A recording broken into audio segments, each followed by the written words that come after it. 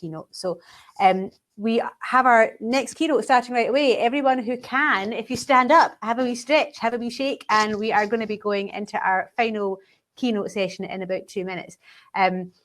I mentioned earlier on, community wealth building, that's something that we have embraced as a sector, and it's something that we do talk about quite a lot as a sector. And I'm really interested to find out how the ideal of that has changed over the last 6 months and what the challenges and the opportunities are. So our speakers today, we really have the two best speakers on this subject. We are hopefully backstage is Neil McInroy, who is Community Wealthbuilding Adviser to the Scottish Government, and there, as if by magic, Neil has appeared, and also Councillor Joe Cullinane from North Ayrshire Council. So as with the previous sessions, we're going to hear from our speakers first, and then I will present your questions to them. Please use the chat box as you have been doing. It's absolutely fantastic to see all the interactions. Use the chat box for your thoughts, for your comments. Makes it easier from our end. If you are posing a question, just write question in front of it so that we don't miss out on it. And you can specify who the question is for, or you can just leave it open. So without further ado, I'm going to hand over to our speakers. So first of all, I think we're hearing from yourself, Neil. So I'm going to mute my microphone, and then I'll hand over to Neil McInroy, who's Community Wealthbuilding Advisor to the Scottish Government. Oh, and Neil's just disappeared. Oh, you there? Hello. Yes, hello. You're there. Hello, you can hear me. Perfect. Okay. Great. Yes. I've had tech problems, I have to say, but see how it goes. Okay. I'll just share my screen, so bear with me.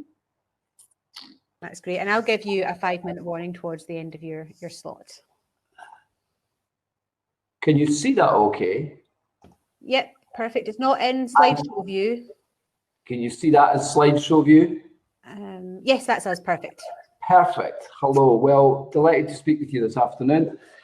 And I'm speaking in my role as the Community Wealthbuilding Advisor to the Scottish Government, but in my other job, I am the Chief Executive of the Centre for Local Economic Strategies. And I've had an IT nightmare. And also, I'm using Claire's slides, but I'm predominantly speaking from my secondment role with the Scottish Government today. I just want to start off by saying we need to place community wealth building within what we see, I suppose, as a paradigm shift. And if you're any doubt there is a paradigm shift, I had some talk today from Indy Zoha, which was fantastic, and from Catherine Trebek, I think, which also hinted at this, is that we have got unprecedented in human history, a series of shifts in how our economy and society is operating and who's it operating for. And clearly you've got Capitalism Time for a Reset. That's not some weird socialist publication, it's from the Financial Times in September.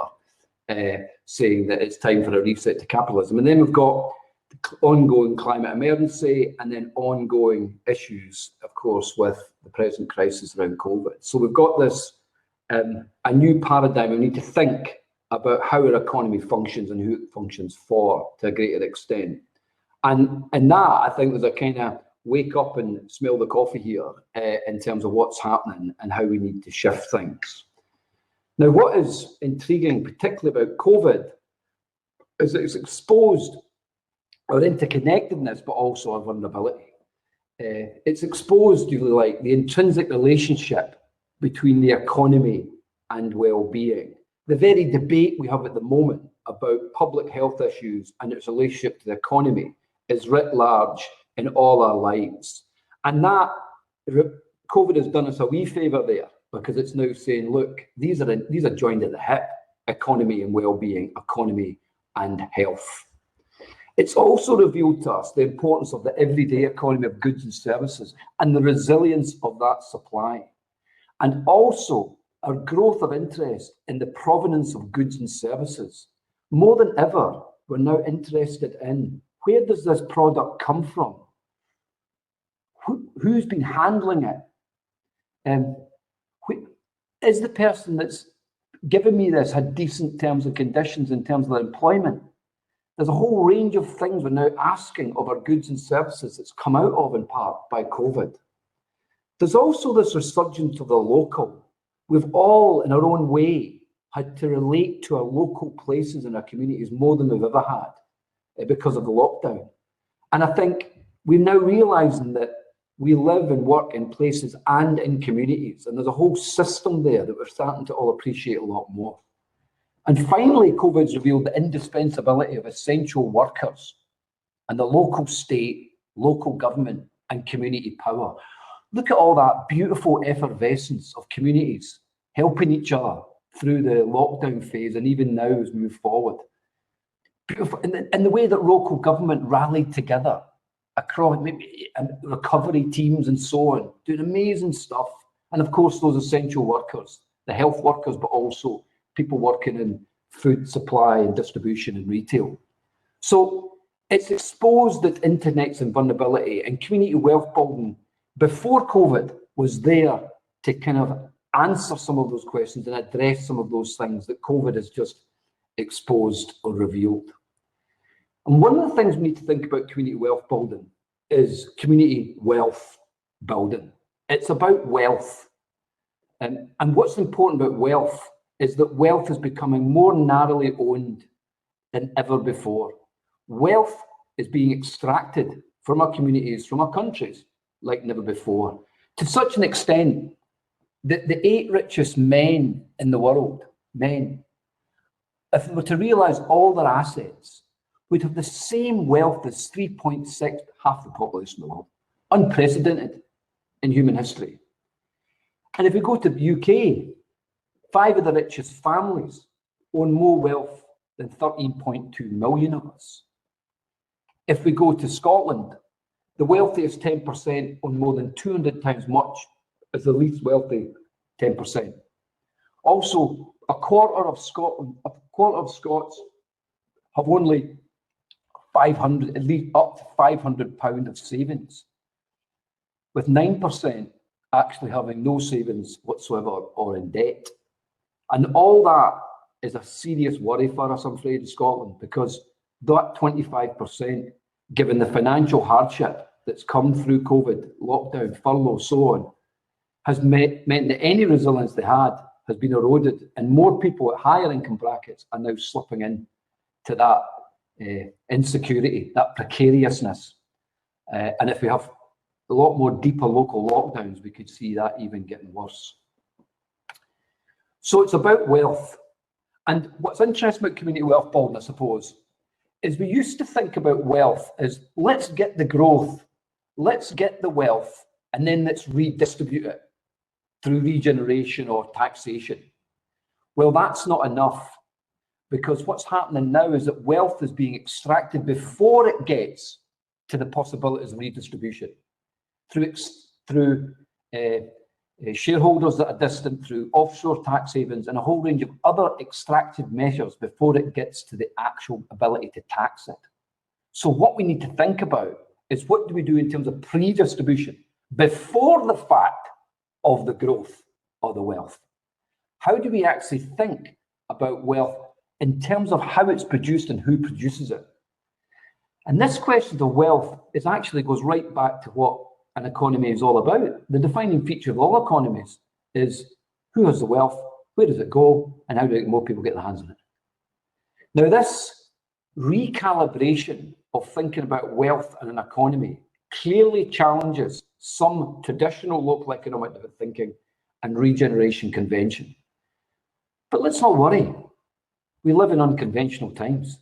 We need to challenge some of the thinking we've had about how we deliver social and economic justice or well-being economy for all. We need to, that is why community wealth building is so important, because it starts to get right into the detail of the production of wealth and who owns that wealth and who gets it. That's all probably very highfalutin and maybe a bit complicated. What is it about? Plumbing. Plumbing. Economic plumbing. Community wealth building, quite simply, it's about leaks in lochs, burns and lochs. Yeah. Let's think about money and wealth as like water. Yeah. Where does the money flow to? And how do we make sure the money flows? The pipes are there to flow to communities and flow to people in Scotland. We need to make sure we plug those leaks so it flows right into the places, communities, and the pockets of people. And we also need to think about the reservoirs in which they capture it. The reservoirs, I mean, in terms of financial architecture, but also reservoirs in terms of who owns some of the companies, who owns some of the businesses and so on, the reservoirs, how do we capture that wealth? One of the key elements of capturing the wealth to think about is our anchor institutions. Now, anchor institutions, the large public ones particularly, they hold a lot of wealth. In fact, some of our localities, 30, 40, 50% of all our wealth will be in our large public institutions. Now, these are interesting, these anchor organisations, because they have what's called sticky capital, financial capital, economic capital, intellectual capital, social capital, human capital. They all have a series of resources which in some sense is inert, because North Ayrshire Council is not going to disappear to Fife. It's always going to be in North Ayrshire. As is Commandment Football Club is always going to be in Ayrshire. They're inert in some way. So they're useful to think about in community wealth building because they hold a lot of wealth, and how do we use that more effectively? They employ people, they purchase things, they own land and property, and of course they're investors. And there's big interest in Scotland around the health sector around this, and how we can think about the health sector and how we improve wealth and how that would affect change in the wider economic determinants of our health. Now, community wealth building, like lots of things, splits down into 5 key pillars. And what community wealth building seeks to do is to turn the dial on those 5 pillars. Now, I won't talk about them all in detail because I'm conscious of time, but they're all relevant and they're all focused in the areas that we work as regards community wealth building. Here are some of the areas across the UK we've been working in. The ones in green are the ones that are taking forward those 5 pillars to the fullest of extent, I would say. The other areas are maybe looking at one of the pillars, looking at procurement or looking at land and property assets. But the ones in green are taking it forward to a big extent. And of course, North Ayrshire, the first community wealth building area in Scotland that we hear from Joe in a minute. Also coming up in Scotland, I can say from the Scottish Government perspective, is assistance with growing the community wealth building agenda in Clackmannanshire, Tay Cities, Glasgow City region, Western Isles and the south of Scotland. And of course, there will be much, much more from North Ayrshire as they move forward with their action plan. So, and there's also many other areas in England that's interesting, and Wales, and also further afield in Australia and New Zealand, who I was speaking to just this week in terms of taking forward community wealth building. What I want to focus on particularly in regards to community wealth building is a key plank of this wealth and ownership, one of the pillars in terms of the plural ownership. Now, and this is directly related to social enterprise, because what the theory and practice and demonstrable outputs of community wealth building are telling us is that models like social enterprise, co-ops, community interest companies, community businesses deliver better wealth outcomes. They tend to have more equitable distribution of wealth because any profit or income or dividend that made is put back to the owners. Your average social enterprise does not tend to have a tax registered in the Cayman Islands, and neither does an owner of a social enterprise. If they make a buck, have shopping trips to New York, they'll tend to recirculate that money within the place that they're actually resided. And that, in a sense, creates a multiplier effect. So there's more equitable and deeper multipliers through different forms of inclusive ownership, including social enterprises. They also tend to have more equitable working practices in terms of the distance in wages between the chief exec and the workers, if you like. There's more flatter working practices and also remuneration. And also, more important, they've got a greater relationship to place. They tend to have a more intimate relationship with that place and the system of that locality. And that diagram on the left-hand side there kind of tells us that if you look towards more listed corporations and global corporations, they're more extractive of wealth from the local economy. Whereas if you move up to the right in the diagram, you get more generative forms. And I see social enterprise very much part of the generative community of forms of ownership, which are key elements to community wealth building. To think about this another way, If you think about an extractive economy or extractive enterprise and a generative economy, an extractive economic entity is more likely to have hierarchical leadership, where a generative economy is more shared. An extractive economic entity is more transactional and not have a good relationship to place. A generative economic entity would. An extractive economy would see the employees as basically workers who work for shareholders. The generative economy model has more employees own or have a huge stake. And an extractive economy, more the customer's passive, they're ambivalent, they just get their goods and services and that's it. A generative economy, the customers are a key part of that endeavour. So this difference, this duopoly, if you like, is important in terms of community wealth building. We're seeking to grow the generative economy. We're seeking to ensure there's more inclusive ownership models because that gives you greater bang for your buck and creates more potential for greater well-being outcomes. Just to finish off, it's important to note, some people have said, how does community wealth building fit into inclusive growth, well-being economy, inclusive economy, and all those other concepts? I think all of it is part of a family of making an economy work better for people, place, and the planet. But what community wealth building is about primarily, even though I've talked about conceptually here, it's about action. Community wealth building is the means to deliver a well-being economy for Scotland. It's the means to deliver an inclusive economy. It came from a provenance of focusing on action and doing. And so what we have now is a process where we assess, do, outcome, show, and then go again. And that's how we're going to action it in Scotland. There's 5 areas aside from North Ayrshire, as I mentioned. We're going to have action plans for 2 or 3 of these before Christmas. We're going to hone in on 3 particular actions around those 5 pillars that I mentioned in each of those localities. We'll hopefully get some outcomes, early outcomes, within 4 to 6 months. We will start talking about them and highlighting them, and then we'll repeat again. And then we'll go and amplify from there. We're moving quickly. We're trying to be agile. We're trying to be fleet of foot. It's essential in this COVID time, I think, to do this. We're also coordinating community wealth building across Scottish Government and linking with other policy agendas as we move forward. We're also liaising and dovetailing with other public, private and community stakeholders across Scotland, and most importantly, locally, as part of the community wealth building areas, health boards, police, colleges, universities, and so on. And finally, this is a great opportunity here today to speak to you all. Obviously, I'm and others in the Scottish Government are open to assist anyone at any time in this endeavour. I hope that's been useful. I'm really looking forward to hearing Joe, and I'm really looking forward to hearing your questions. Thanks very much for listening. Hand over to our next speaker, and then we'll take all the questions. So as you heard, North Ayrshire Council, it's a beacon. You're a leader in this community wealth building. So I'm absolutely delighted that we can have the leader of the council. Oh, hang on. Sorry, that's the timer going off. Panic. That was a fire alarm going off, but it's the 1 minute timer. Start that again.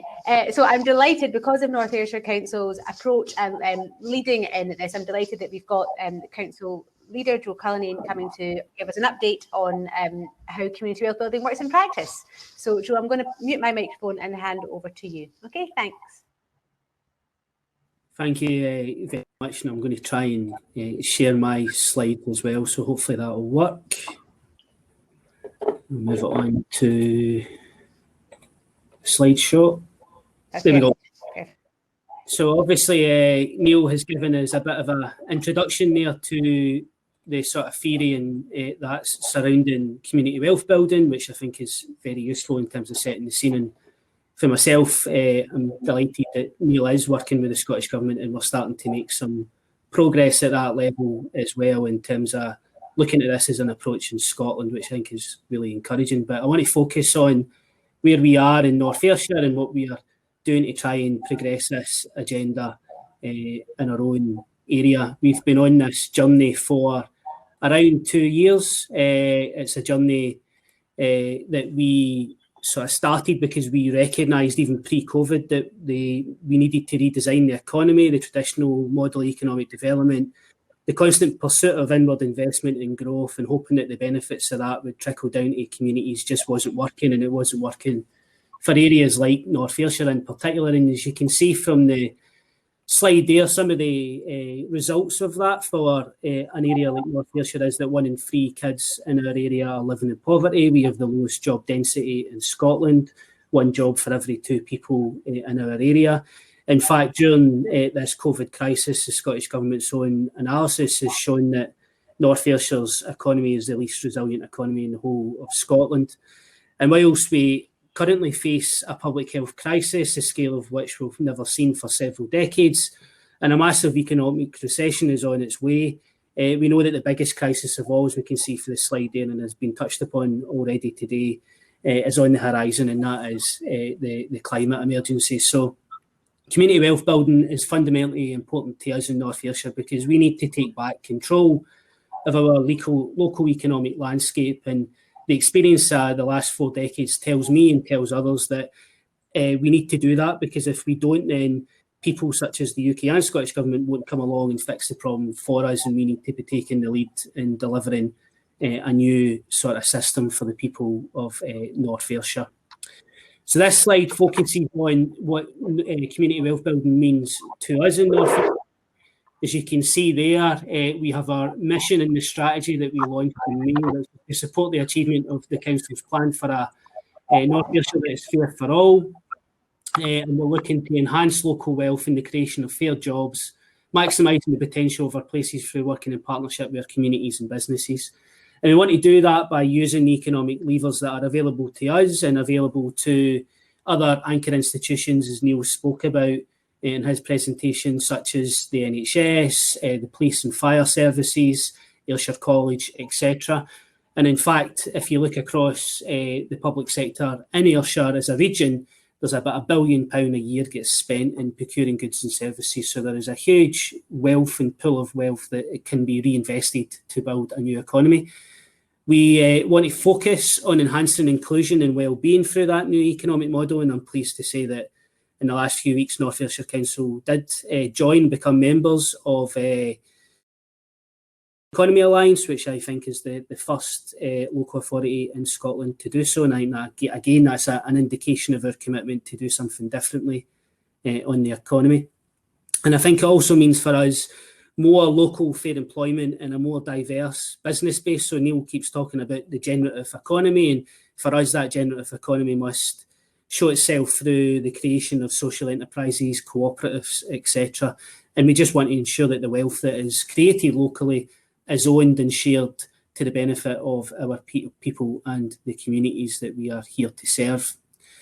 That's manifested itself over 2 years into the strategy, which we launched in May. The strategy has 55 actions in it and includes an overall sort of action about the type of organisation that we want to be going forward as a council. So the first one on the slide there is that we'll work across all council services and the wider local and regional partners to implement the first community wealth building strategy in Scotland.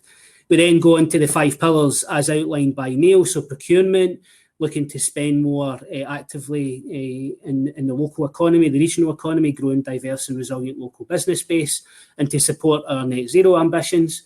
Looking to encourage the creation of fair jobs, not just jobs, but fair jobs that have meaningful career progression opportunities to unlock the potential of our residents. We want to use our land and assets for the common good. So if we need to look at alternative uses through community and other ownership models, then we will certainly do that. We're looking to use the financial power, such as the pension funds. We've also got an action, which we'll talk about in the next slide, around a community bank. And then the final one is the plural ownership economy of the economy, which Neil was talking about again, which looks at social enterprises, cooperatives, etc. And as I said earlier on, we do face that climate emergency. So just to touch briefly on the fact that, like a lot of local authorities, we have declared a climate emergency last year. We've set ourselves the target of reaching net zero by 2030, and we're making sure that climate change in the green economy is running through everything that we now do through community wealth building. And that includes looking at adding a sixth pillar to the Community Wealthbuilding Anchor Charter that we are currently developing, which is specifically on climate action. Action-orientated strategy, and you can see for that slide that we're committed to co-producing our community wealthbuilding activities with communities, businesses, and our Community Wealthbuilding Commission, where we have a lot of CPP partners on there, and it's also been extended to include East and South Ayrshire Council, which is very encouraging. We're looking to spend more locally, encouraging local businesses to explore local supply chains, but also I think that generative economy bit comes in there. So it's not just about spending money with local businesses, it's about spending money with social enterprises, cooperatives, as I said. We want to ensure all the anchors and wider businesses adopt a fair work approach. We want to review the land and assets that we own.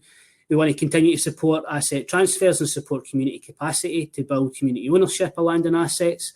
We want to explore the feasibility of a community bank. It would probably serve a much wider region such as the west of Scotland, but that community bank would be able to take people's cash deposits with the bank and turn that into fresh investment.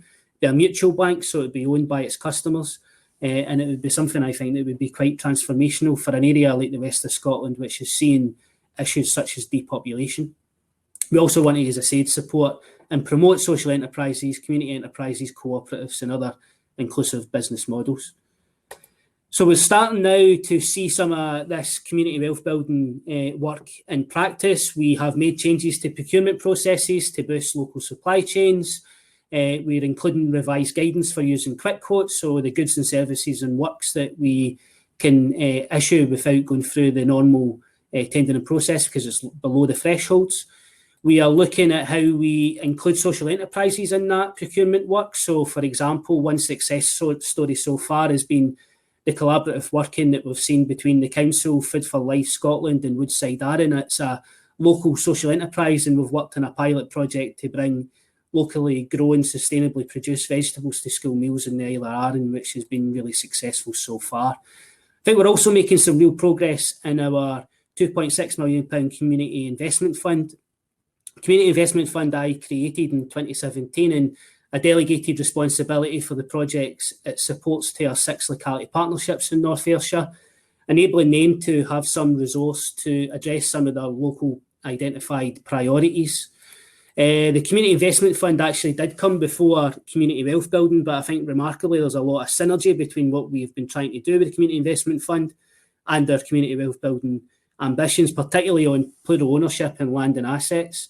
So, for example, one of the pictures on the slide there is the Freetowns Growers, and it features in the strategy as a case study. The Freetowns Growers are an allotment group. It's a community-led organisation, and it's dedicated to providing and growing space for opportunities to grow food. The group have benefited for the Community Investment Fund that the Council set up, and they're using that to create an environmental educational community hub at the site of the allotments, and they're going to be employing a development worker as well. Other projects include the restoration of Millput Town Hall. We have the training station project, where a local karate club is taking ownership of part of Salkett's train station and converting it into a training facility. My own local junior football club, Cullinane Rangers, are creating a community hub at their new home, and that will include a business incubation space. And we've also helped a number of other community-led projects through the Community Investment Fund, including projects with Beef Development Trust and a drug and alcohol collaborative project in Irvine led by Vineborough and Fullerton Community Associations. So I think we can start to see some of the community wealth building ambitions being delivered on the ground in North Ayrshire. I want to focus just a wee bit on plural ownership, because I think that will be particularly of interest to those attending your conference today. I want to focus on 2 parts of this slide and focus on it on the basis, as what I said, we don't just want to spend money locally, but we want to spend money in building that more democratic economy. And as Neil was touching on, I think that you cannot ignore the ownership issue if you're looking to build that new economy. So I think Neil was right that generative business models such as social enterprises simply have a different value base than the for-profit businesses. And if you look at the challenges that we face, whether it be climate change or the creation of a wellbeing economy, which I know Catherine and Indy were talking about earlier on, then I think you need to be looking at the plural ownership aspect of community wealth building. So the slide's split into two. The first details that in order to take forward our actions, we're recruiting some community wealth building locality business advisors and a procurement development manager. They will be reshaping our business support to take a place-based locality approach to that, and it will also support more generative ownership models. The second part of this slide is some of the work that will be undertaken by that team, and that includes, as part of the procurement process, building on the quick quote approach. We'll be looking to identify gaps in the supply chain in the local economic market to create locally driven opportunities. We'll be looking to support businesses, including social enterprise, to enhance their capacity to bid for contracts. We want to support the development of cooperatives and encourage employee ownership transitioning. And more generally, we want to encourage all forms of businesses to explore the social and environmental impact of their activities, including fair work and payment of the real living wage. So the next stage for us in North Ayrshire, we have 9 roles in total, of which some of them were on that last slide. We are certainly going through the recruitment process for that just now, and hopefully they'll all be in place in the coming weeks. We're looking to take a place-based locality approach, and that will include a local regeneration action plan, which will have community wealth building running all the way through it. We have an £8.8 million investment fund, which was created in this year's budget, and we're looking to now use that to support the economic recovery and renewal approach. We have that Community Wealthbuilding Commission anchor charter that I mentioned earlier on, and we're getting to a stage where we hopefully will sign that off in the next few weeks as well. And I suppose the charter's there to try and get a good level of commitment to community wealth building from all the anchors, including the NHS board, and I'm speaking to the board of directors, of which I am on Monday, around community wealth building, which is encouraging. We have the Community Wealthbuilding Expert Advisory Panel, of which Neil is a member, and there is a number of really good intellectual economists on that who are keeping us right and really challenging our thinking. And one of them is Ian Mitchell from CEIS. And it's a really good sounding board for us as we take forward our community wealth building ambitions. And the final box there is the Ayrshire Growth Deal, of which there is a £3 million pot of money in the deal for community wealth building. But I always at pains to emphasise that it's not £3 million for a community wealth building project, but the Ayrshire Growth Deal is a £250 million community wealth building opportunity. And if we are going to realise the full potential of that growth deal, then it needs to run through the 5 pillars of community wealth building to ensure that it does benefit our communities and residents in a way that the extractive inward investment model hasn't done for decades.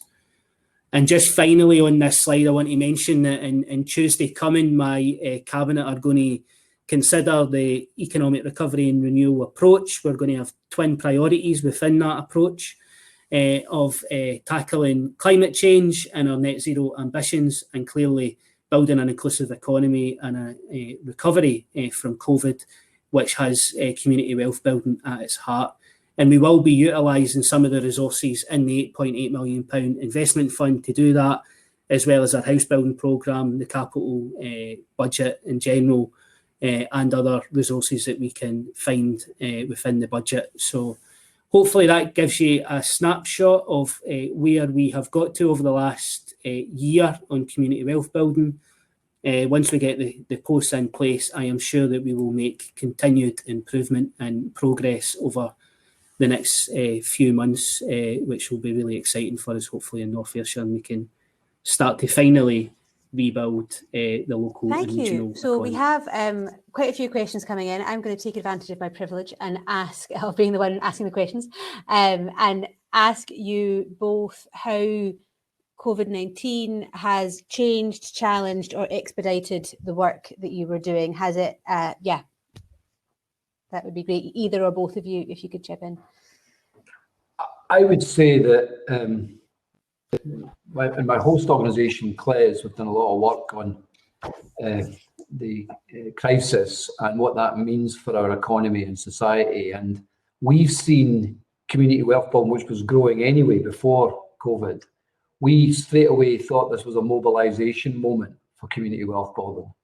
And I think that's been proven because there's more demand than ever in Scotland and elsewhere, because it's seen as a practical means by which we can move out of this crisis economically and build a better economy for people, place on the planet. So I think it's becoming, Australia, for instance, it's in the midst of a lockdown in Melbourne. I was speaking to them this week. They've also had the ongoing fires. It's seen that community wealth building is an antidote to an economy that was going wrong and down under. And I think that is a growing realisation across many communities and many jurisdictions across the world. Thank you. And Joe, from a very practical point of view of trying to do this? No, I mean, I think COVID's just kind of reinforced the need to do things differently for us, and it's really given us the confidence that we were going in the right track when we've been looking at community wealth building for 2 years, and looking at the challenges that we face in terms of getting to the stage that we are, and having that strategy, the action plan, the investment that sits now behind it, the team that we're building to take it forward.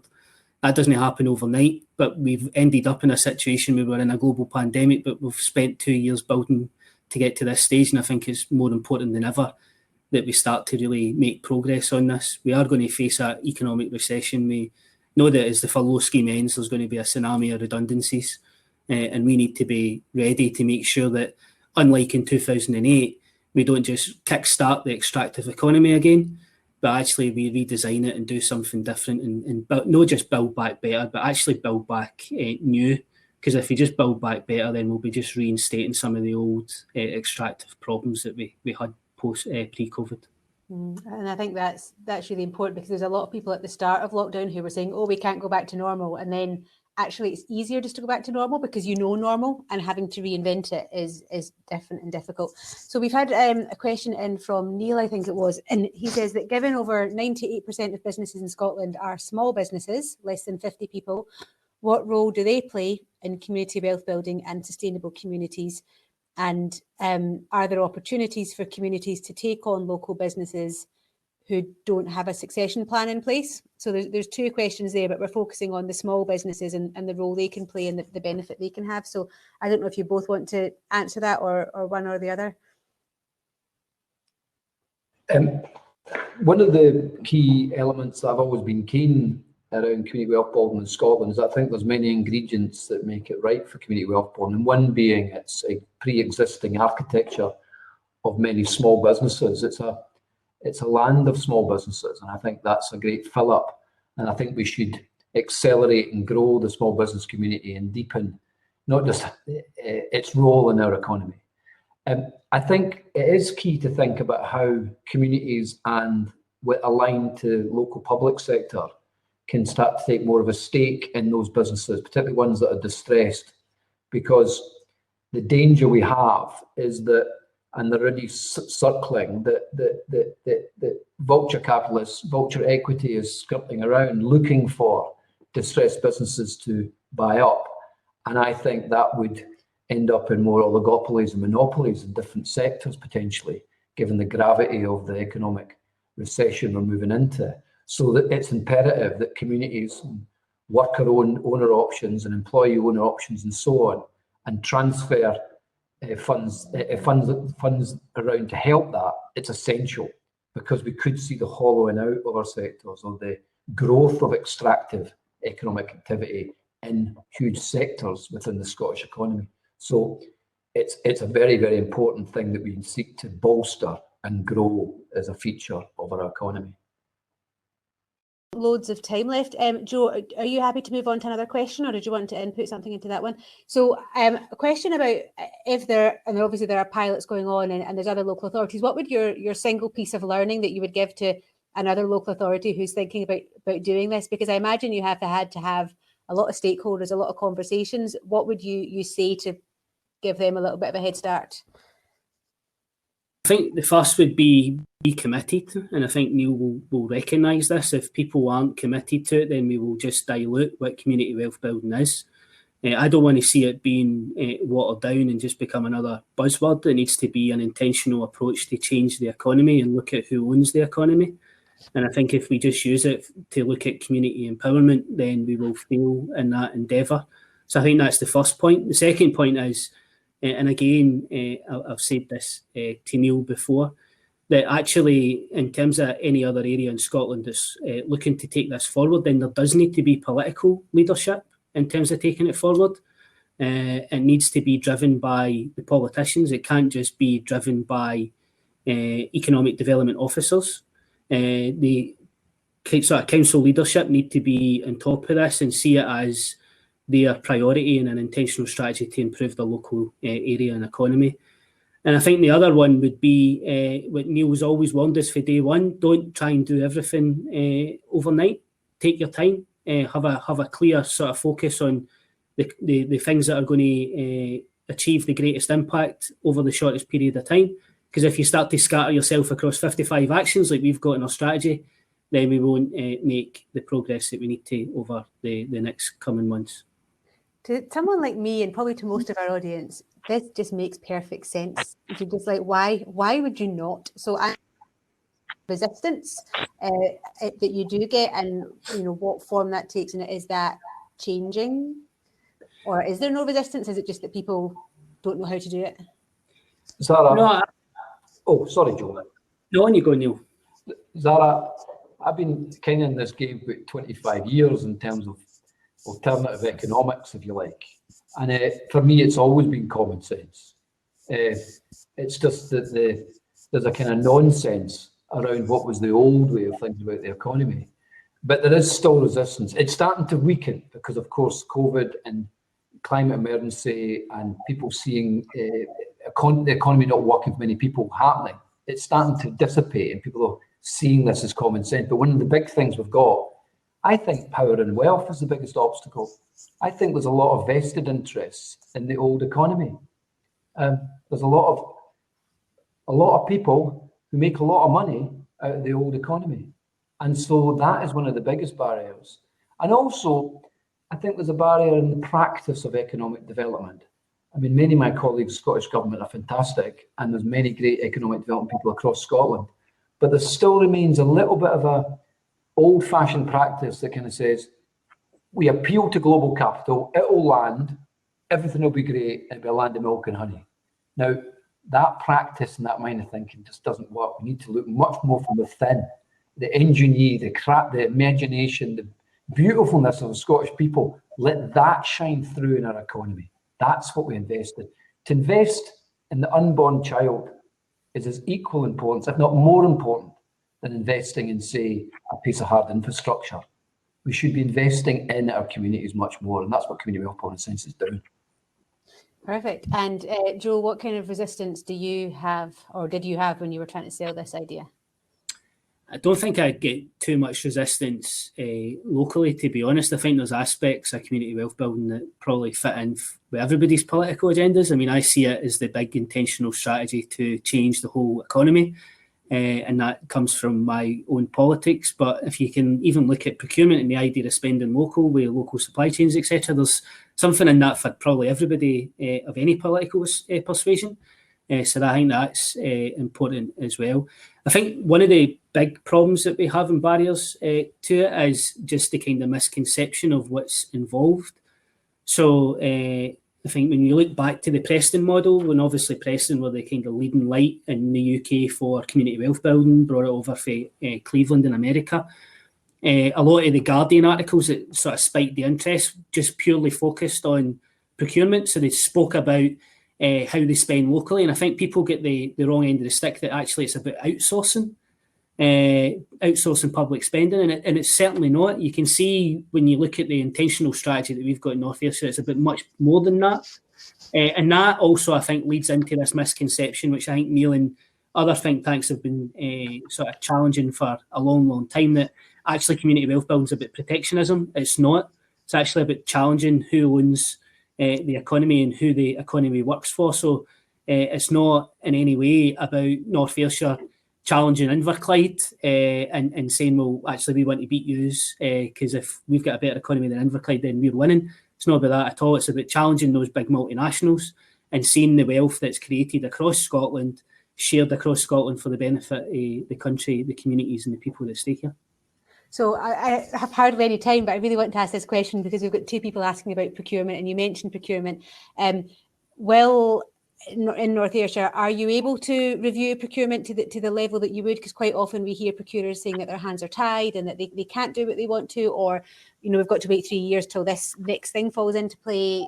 What is procurement going to look like, and will you be able to go to, I don't know, buying all your mobile phones from Fairphone rather than, you know, Apple, for example? Yeah, so I think there's a couple of aspects of that. The first one is that we have done some stuff already, as I said in my presentation. So the quick quote approach has been changed.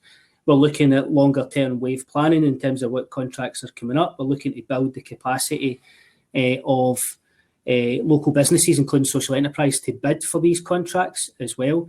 And that means that procurement shouldn't just be that technocratic process of marking a tender once it comes in. It's actually really important that the economic development side goes and does the animation of the local supply chains. They look and explore what's out there in the local market in terms of meeting the needs of that particular contract. If there is gaps, then they look at how do they create opportunities for people to fill those gaps. But I think the wider point, we still need to take account of all the procurement regulations that exist. And that's where I'm hoping that Neil has some success over the next few years, and we see sort of big radical changes in reform coming through the Scottish Parliament in terms of procurement as we leave the European Union, for example. I know that Neil, in his day job at CLES, has spoke about the idea of a social licence to operate. So if you want to win public contracts, then you should have to have a social licence, which looks at what's your terms and conditions, how much do you pay people, what's your impact on the environment, etc. And I think that that's an idea which, as we come out of Brexit, and we know that there's going to be some impacts of Brexit, but let's look at how do we deal with the challenges that we face there to build better as well. And I think procurement's one area where we could really make some progress. I'm so excited to hear how this story continues to evolve. Thank you both for your time. I hope, you'll have seen that the chat box has been buzzing, and there's been some quite specific questions about different regions and different pilots, which I don't know if, Neil, you might be able to pick some of those up, or we do have lots of different expertise in the room. So if I didn't get to answer your question, then I am sorry. But you can also use the people tab on the top right hand side, and you can message people there. So I would like to say thanks again to Neil and Joe for coming in and for sharing your thoughts with us. And as I say, looking forward to reading the next chapter of the Community Wealthbuilding story. For everybody else, we now have now have a break, actually. So we are having a 20-minute break, and at 3:25, we'll be coming back for our final breakout sessions. I hope you all enjoyed the breakouts this morning. They were really busy and they were really engaging and interactive. So the last lot of breakout sessions after our comfort break, COP26, an opportunity. So if you were really inspired by Martin and Teresa earlier, they're both running breakout sessions. Martin is running COP26, an opportunity, and Teresa is running practical applications of the climate emergency. Then we've got Ailsa from Inspiralba and Thomas Fisher from Island Revival, looking at community wealth building in rural areas. So if this session has really sparked your interest, you can go in and have your say in that one. And the final one is Ross McCulloch from Third Sector Lab and David Haddle from Social Shifters, talking about digital services.